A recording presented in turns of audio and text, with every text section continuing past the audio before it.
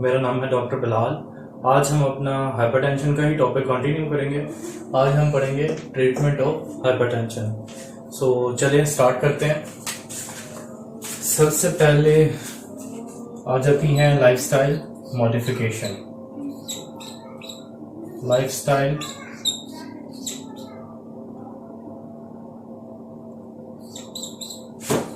Modifications.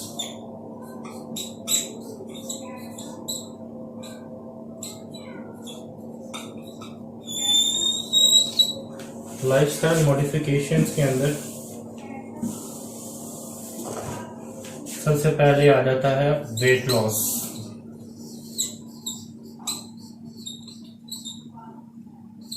Second आ जाता है exercise.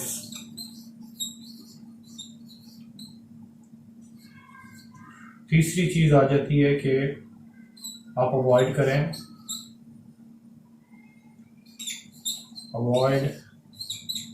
excessive salt intake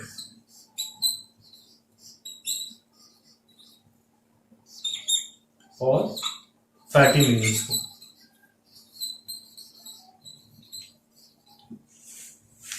उसके बाद आ जाता है स्मोकिंग क्विट करें। Quit smoking.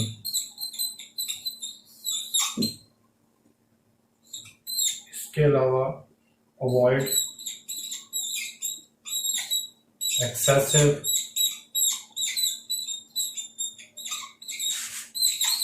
Alcohol intake. सो लाइफस्टाइल मॉडिफिकेशंस क्या क्या हैं कि जी वेट लॉस करें, एक्सरसाइज करें, सॉल्ट और फैटी मील्स के इनटेक को कम करें, स्मोकिंग को क्विट करें और अवॉइड करें एक्सेसिव अल्कोहल इनटेक। ये हैं कुछ हमारी लाइफस्टाइल मॉडिफिकेशंस। अब हम पढ़ते हैं ट्रीटमेंट, जो ओरल ट्रीटमेंट हम ऑफर करते हैं या हाइपरटेंसिव ड्रग्स को।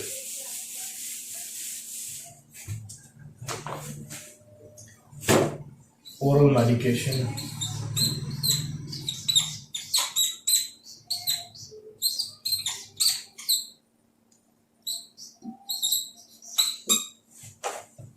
अगर तो स्टेज 1 हाइपरटेंशन है, स्टेज 1 हम बोलते हैं अगर आपका ब्लड प्रेशर 140/90 से 159/99 मिलीमीटर ऑफ मर्करी है तो हम इसको स्टेज 1 हाइपरटेंशन बोलेंगे।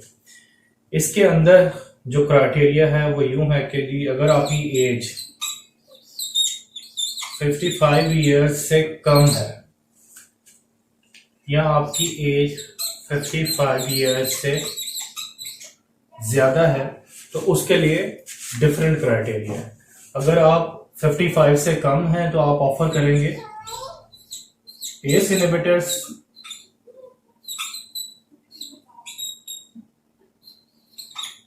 या ARBs, एंजियोटेंसिन रिसेप्टर ब्लॉकर्स। अगर आपकी एज 55 से ज्यादा है तो फिर आप कैल्शियम चैनल ब्लॉकर्स देंगे। उसके बाद आ जाती है स्टेज 2। स्टेज 2 हम बोलते हैं अगर आपका सिस्टोलिक ब्लड प्रेशर 160/100 से 179/109 हो मिलीमीटर ऑफ मर्करी, तो अब इसको हम स्टेज 2 हाइपरटेंशन बोलेंगे। इसके अंदर हम क्या मेडिकेशंस देते हैं कि या तो हम एस इनहिबिटर्स और ARBs देंगे प्लस हम कैल्शियम चैनल ब्लॉकर्स भी देंगे। इसमें दो ड्रग्स आ जाएंगी, कॉम्बिनेशन आ जाएगा एस इनहिबिटर्स या ARBs plus calcium channel blockers का। इसके बाद आ जाती है स्टेज 3। स्टेज 3 हम बोलते हैं अगर आपका blood pressure systolic more than और इक्वल टू 180 है और अगर आपका diastolic blood pressure more than और equal to 120 millimetre of mercury है, तो इसको हम स्टेज 3 हाइपरटेंशन बोलेंगे। और इसके लिए हम तीनों ड्रग्स देंगे। हम एस इनहिबिटर्स या ARBs plus calcium channel blockers plus thiazide diuretics भी देंगे।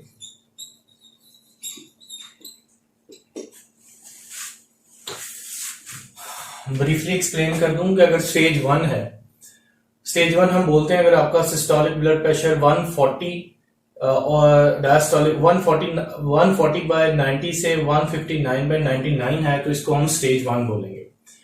इसमें अगर आपकी एज 55 ईयर से कम है तो हम एस इनहिबिटर्स या एआरबी सजेस्ट करेंगे, और अगर आपकी एज 55 ईयर से ज्यादा है तो फिर हम कैल्शियम चैनल ब्लॉकर्स देंगे। स्टेज 2 अगर आपका ब्लड प्रेशर 160/100 से 179/109 है तो इसको हम स्टेज 2 हाइपरटेंशन बोलते हैं, और इसके अंदर हम 2 ड्रग्स देंगे, एस इनहिबिटर्स या एआरबीज भी देंगे और कैल्शियम चैनल ब्लॉकर्स देंगे। स्टेज 3 अगर आपका सिस्टोलिक ब्लड प्रेशर 180 के बराबर या उससे ज्यादा है और डायस्टोलिक ब्लड प्रेशर आपका 120 या उससे ज्यादा है तो फिर हम 3 ड्रग्स देंगे, एस इनहिबिटर्स या ARBs, calcium channel blockers plus thiazide diuretics. इसके अलावा अगर आप किसी भी स्टेज पे अगर मेंटेन नहीं हो रहा, सपोज स्टेज 1 भी है और अगर आपका एस इनहिबिटर से कंट्रोल नहीं हो रहा, तो आप उसमें भी कॉम्बिनेशन दे सकते हैं। ठीक है, आप तीनों कॉम्बिनेशंस जो हैं, S inhibitors, calcium channel blockers और थायराइड डायरेटिक्स जो है, वो किसी भी स्टेज पे अगर आपको जो डिजायर आपका ब्लड प्रेशर अगर वो नहीं मिल रहा, तो आप तीनों ड्रग्स किसी भी स्टेज के ऊपर आप दे सकते हैं। इसको सिंपली याद करने का तरीका क्या है कि स्टेज 1 के अंदर आप एस इनहिबिटर्स और एआरबीज या कैल्शियम चैनल ब्लॉकर्स देते हैं। ठीक है, स्टेज 1 में ए और सी, स्टेज 2 के अंदर ए प्लस सी, और स्टेज 3 के अंदर A plus C plus thiazide diuretic D, हम तीनों ड्रग्स देते हैं। एक और टर्मिनोलॉजी होती है रेजिस्टेंट हाइपरटेंशन।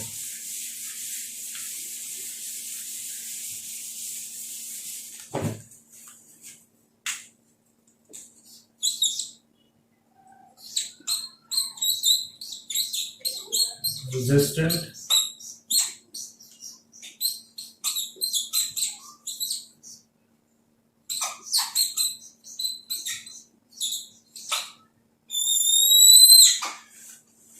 Resistant hypertension.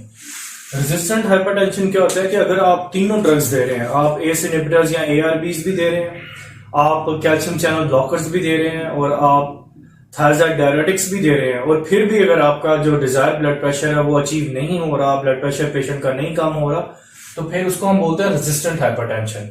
उसके अंदर फिर हम एक चौथी चीज भी ऐड कर देते हैं, हम उसके अंदर ऐड करेंगे spironolactone, A plus C plus D plus स्पाइरेनोलैक्टोन।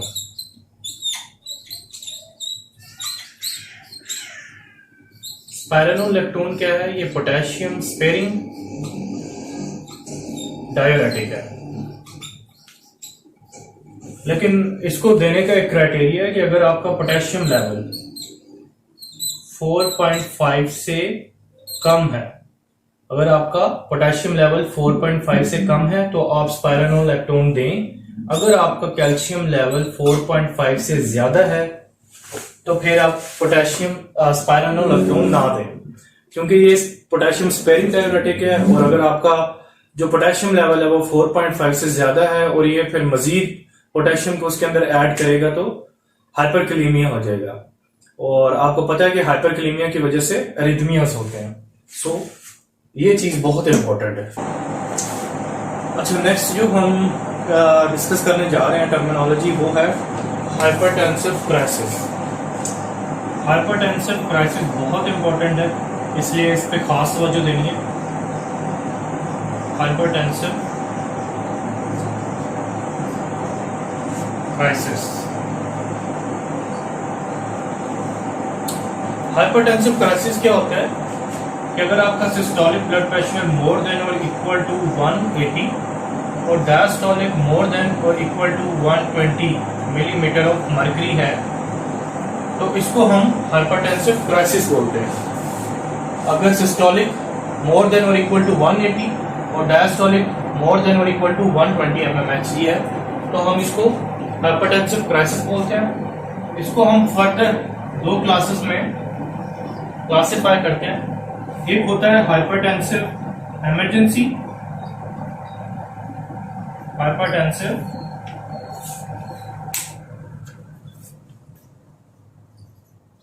Emergency, और दूसरा होता है hypertensive urgency.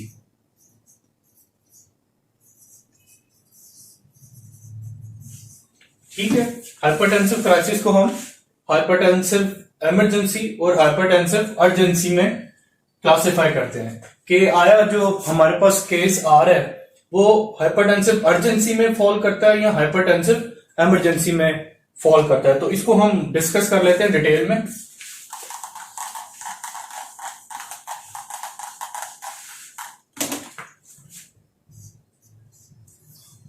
Hypertensive emergency versus hypertensive urgency. So ये सिंपल सा है कि अगर एंड ऑर्गन डैमेज प्रेजेंट है, एंड ऑर्गन डैमेज प्रेजेंट है तो वो हाइपरटेंसिव इमरजेंसी होगी। और अगर एंड ऑर्गन डैमेज नहीं है, एंड ऑर्गन डैमेज नहीं है तो सिंपली हाइपरटेंसिव अर्जेंसी है। इसका जो ट्रीटमेंट होगा वो ओरल मेडिकेशन होगा। इसमें हम ओरल मेडिकेशंस देंगे, कोई इमरजेंसी नहीं है। ठीक है, और ओरल मेडिकेशंस जो है वो उसी तरह जो हमने पहले डिस्कस किया उसी के अकॉर्डिंगली हम हाइपरटेंसिव अर्जेंसी में ओरल मेडिकेशन या ओरल ट्रीटमेंट स्टार्ट कर देंगे। अब हाइपरटेंसिव इमरजेंसी जो है ये इमरजेंसी है, इसको जानना ज्यादा जरूरी है। हाइपरटेंसिव अर्जेंसी में मैंने आपको बताया कि एंड ऑर्गन डैमेज होगा। एंड ऑर्गन डैमेज क्या क्या होगा कि जी ब्रेन पे, किडनीज पे, आपके हार्ट पे, आपकी आईज में चेंजेस आएंगी, हाइपरटेंसिव चेंजेस आना स्टार्ट हो जाएंगी। ब्रेन के अंदर क्या हो सकता है? हाइपरटेंसिव एनकैफ हो सकता है, एनकेफेलोपैथी हो सकती है, स्ट्रोक हो सकता है। याद रहे, ब्रेन के अंदर हाइपरटेंसिव एनकेफेलोपैथी या स्ट्रोक होगा। स्ट्रोक इस्केमिक भी हो सकता है और हेमरेजिक भी हो सकता है, दोनों का ट्रीटमेंट डिफरेंट है। किडनीज में क्या होगा?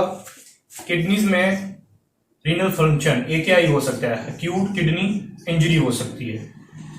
हार्ट के अंदर MI, ACS, aortic dissection,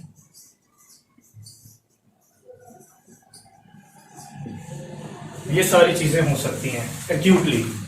emergency क्या होता है कि जो मैंने अभी आपको ब्लड प्रेशर बताया कि मोर देन और इक्वल टू 120, सिस्टोलिक और डायस्टोलिक मोर देन और इक्वल टू 120 अगर एक्यूटली अगर आपका राइज है। ठीक है, एक तो क्रोनिकली पेशेंट का बाजू का ये होता है कि उनका बहुत बहुत हाई रह रहा होता है, लेकिन अगर एक्यूटली सडनली अगर आपका ब्लड प्रेशर बहुत ज्यादा रेज हो गया तो वो फिर कैटेगरीज में फॉल करेगा हाइपरटेंसिव इमरजेंसी या अर्जेंसी में। तो ये हमने देखा कि ब्रेन के ऊपर क्या हो सकता है, हाइपरटेंसिव एनकेफेलोपैथी या स्ट्रोक हो सकता है, किडनीज में आपके AKI हो सकता है, हार्ट के अंदर आपका ACS, acute coronary syndrome, aortic dissection या MI हो सकता है, और आईज के अंदर रेटिनल ब्लीड हो सकता है, रेटिनल ब्लीड हो सकता है। इसी से हमें कुछ आइडिया हो जाता है कि पेशेंट हमारे पास जो प्रेजेंट करेगा वो किन सिम्टम्स के साथ प्रेजेंट करेगा। अगर स्ट्रोक या हाइपरटेंसिव एनकेफेलोपैथी हो रहा है तो पेशेंट कंफ्यूजन में होगा, अल्टर्ड सेंसोरियम होगा उसका। ठीक है, और वॉमिटिंग हो रही होगी उसको, हेडेक हो सकता है और वीकनेस हो सकती है, किसी एक साइड की वीकनेस हो सकती है या फेशियल वीकनेस भी हो सकती है, कोई भी आपका मोटर डेफिसिट जिसकी वजह से हो रहा होता है वो आपके पास सिम्टम्स आ सकते हैं। पेशेंट अल्टर्ड या कंफ्यूजन स्टेट में होगा, वॉमिटिंग होगी, हेडेक होगा और किसी भी एक साइड की अगर स्ट्रोक हो रहा है तो वीकनेस स्टार्ट हो जाएगी। किडनीज AKI के साथ आएगा पेशेंट, ठीक है। उसके अंदर क्या होगा, मेटाबॉलिक एसिडोसिस हो सकती है, मेटाबॉलिक एसिडोसिस की वजह से रेस्पिरेटरी डिस्ट्रेस के अंदर होगा, रेस्पिरेटरी डिस्ट्रेस के अंदर होगा पेशेंट। फ्लूइड ओवरलोड की वजह से जो सिम्टम्स आ रहे होते हैं वो सारे होंगे, फ्लूइड ओवरलोड में होगा, एडीमा वगैरह हो सकता है पेशेंट को।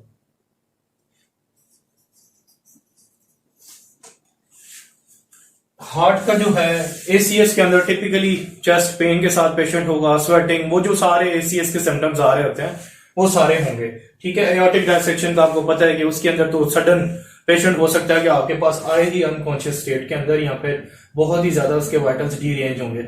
आइज के अंदर रेटिनल ब्लीड की वजह से ब्लरिंग ऑफ विजन होगी, ब्लरिंग ऑफ विजन हो सकती है। सम केसेस में लॉस ऑफ विजन भी हो सकती है, या फिर अच्छा, इसी के अकॉर्डिंगली फिर हम देख लेते हैं कि जी हम फर्दर पेशेंट को क्लिनिकल असेसमेंट उसकी क्या होगी, क्लिनिकली हमें क्या क्या चीजें आ रही होंगी, वो हम जरा डिटेल में देख लेते हैं।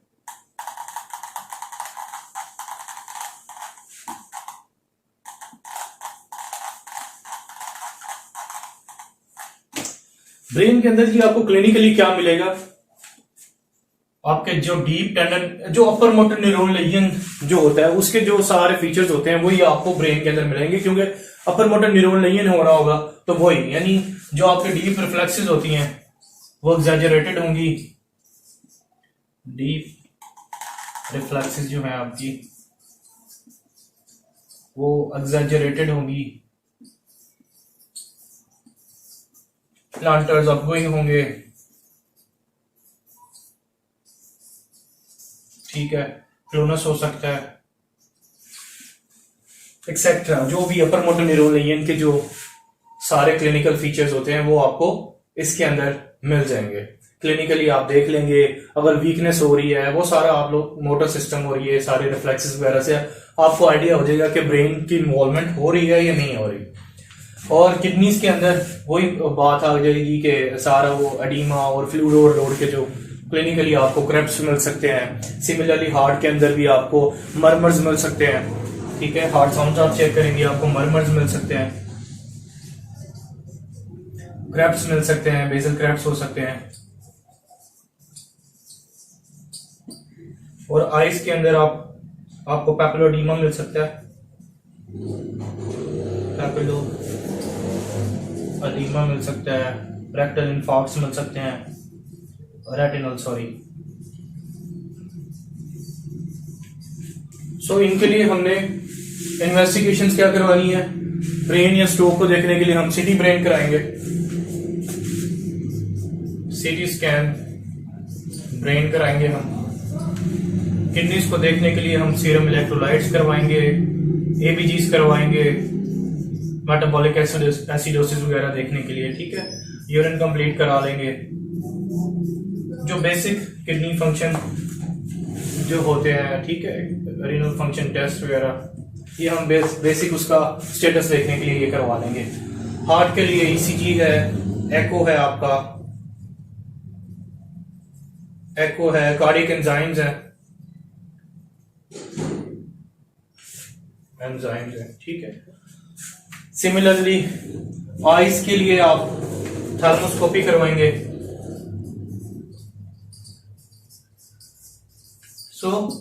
ये कुछ इन्वेस्टिगेशंस आ जाती हैं जो इमरजेंसी के अंदर आप देखेंगे। ब्रेन के लिए सीटी करवा देंगे, किडनीज के लिए आप serum electrolytes, ABGs, urine complete, आरएफटीज वगैरह करवाएंगे। हार्ट का स्टेटस देखने के लिए आप कार्डियक एंजाइम्स करवाएंगे, ईसीजी करवाएंगे, एको करवा सकते हैं आप, और आइज के लिए आप ऑप्थेल्मोस्कोपी करवाएंगे। तो इससे आपका जो डायग्नोसिस होगा वो कंफर्म हो जाएगा। अब आ जाते हैं कि जी हम इसके अंदर करेंगे क्या, हम ट्रीटमेंट किस तरह ऑफर करेंगे। हाइपरटेंसिव इमरजेंसी के अंदर, हाइपरटेंसिव इमरजेंसी के अंदर अगर आपका पेशेंट आता है तो आपने करना क्या है? पहले फर्स्ट आवर के अंदर आपने 25% जो उसका बीपी है उसको कम करना है।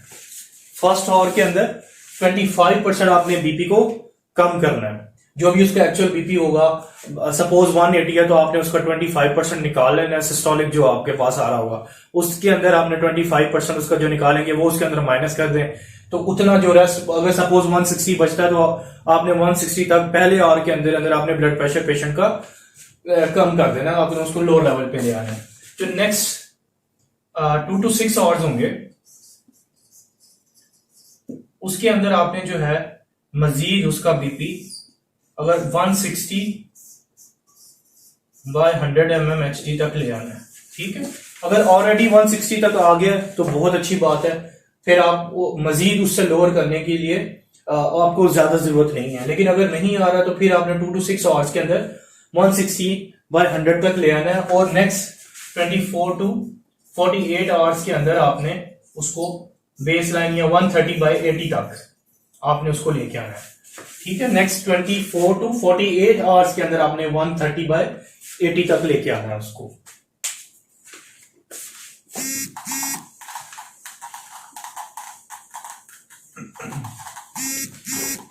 अब मेडिकेशंस देख लेते हैं कि मेडिकेशंस हम क्या देते हैं इमरजेंसी के अंदर। मेडिकेशंस जो ड्रग ट्रीटमेंट है वो क्या होगा? मशहूर जमाना इंजेक्शन आइसोकेट और इंजेक्शन लाबिटोलोल। हम आइसोकेट दे सकते हैं, आइसोकेट का हम बोलस भी दे सकते, आइसोकेट जो है हम इन्फ्यूजन के अंदर चलाएंगे। जो लेबिटोलोल है उसका हम आईवी बोलस भी दे सकते हैं और इन्फ्यूजन के अंदर भी चला सकते हैं। अगर आपने आईवी बोलस देना है तो आप 20 mg का बोलस देते हैं, उसका 50 mg/10 ml की कंसंट्रेशन के साथ ही आप आता है। 4 cc आप इसका ले लें, 6 cc आप ले लें नॉर्मल सलाइन, 10 cc का आपका एक बोलस बन जाएगा, वो आप उसको स्लोली इन्फ्यूज कर दें, ठीक है। इसका अगर आप लेंगे 4 cc लेंगे तो वो 4 ml इक्वल होगा 20 mg के, ठीक है। और 6 cc आप इसके अंदर नॉर्मल सलाइन ऐड कर दें तो आपका टोटली ये 10 ml का सोल्यूशन बन जाएगा। इसको स्लोली आप आईवी दे सकते हैं, एक ही बोलस दे दें या फिर 2 cc करके आप थोड़ा थोड़ा करके इसको दे दें।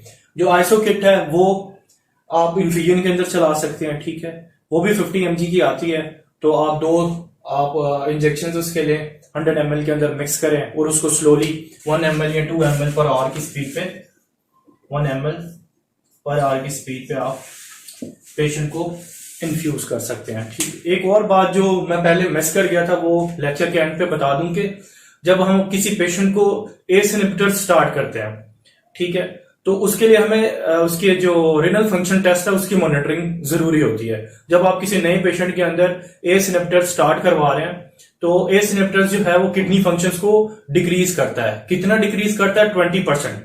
अगर आप जब पेशेंट को स्टार्ट करवाएं उससे पहले उसका एक ना रिनल स्टेटस ले लें, जो उसका रिनल स्टेटस हो 2 हफ्ते के बाद आप दोबारा रिपीट करें मेडिकेशन के बाद। अगर वो 20% तक फॉल कर रहा है तो इट्स ओके, अगर वो 20% से ज्यादा फॉल कर रहा है तो फिर आपको उसको खत्म करना पड़ेगा, एस इनहिबिटर्स की बजाय किसी और ड्रग पे जाना पड़ेगा। सिमिलरली इसी से हमें पता चल जाता है कि अगर ऑलरेडी रीनल फेलियर का पेशेंट है तो उसके अंदर हम एस इनहिबिटर्स नहीं देंगे।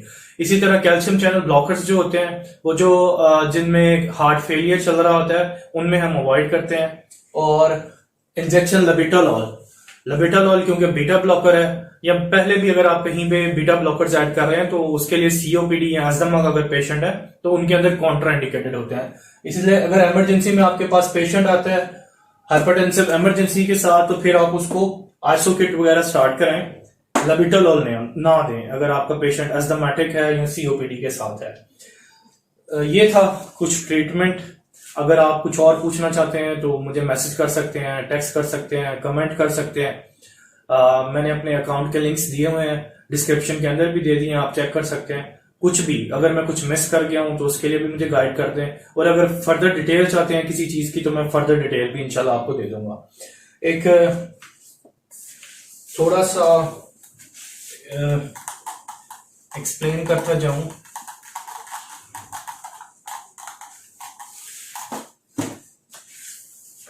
कि अगर आपके पास पेशेंट आ गया है स्ट्रोक का, और स्ट्रोक हो चुका है, ठीक है, और अगर आपके पास जल्दी टाइमली वो पहुंच गया है, तो फिर आपने क्या करना है। अगर हेमरेजिक स्ट्रोक है तो फिर आपने उसका जो ब्लड प्रेशर है वो आपने रैपिडली फॉल करना है, ठीक है। रैपिडली फॉल इसलिए करना है क्योंकि ब्लीड हो रहा है, उसकी वजह से हेमाटोमा बन रहा है, और एक्सपेंडिंग हेमाटोमा बन रहा है। एक्सपेंडिंग हेमाटोमा की वजह से कहीं ब्रेन हर्निएट ना कर जाए, इसलिए आपने उसका जो ब्लड प्रेशर है वो काफी रैपिडली आपने उसको डिक्रीज करना है और बेस लाइन के ऊपर लेके आना है। 140 से 150 तक आप ले आए। लेकिन अगर आपके पास इस्केमिक स्ट्रोक के साथ पेशेंट आया तो फिर आपने उसका जो है ब्लड प्रेशर, और आप उसको एसके लगाना चाह रहे हैं यानी थ्रोम्बोलिटिक देना चाह रहे हैं, तो फिर उसका जो ब्लड प्रेशर है वो 180 से थोड़ा सा कम, मतलब 180 या 180 से लेस देन 180 आप मेंटेन करें। जी थैंक यू। आज के लिए इतना ही। नेक्स्ट इंशाल्लाह जैसे कि मैंने बताया, अगर किसी भी चीज की गाइडेंस चाहिए, वो कोई चीज मैं मिस कर गया हूं तो काइंडली कमेंट्स में जरूर बताइएगा।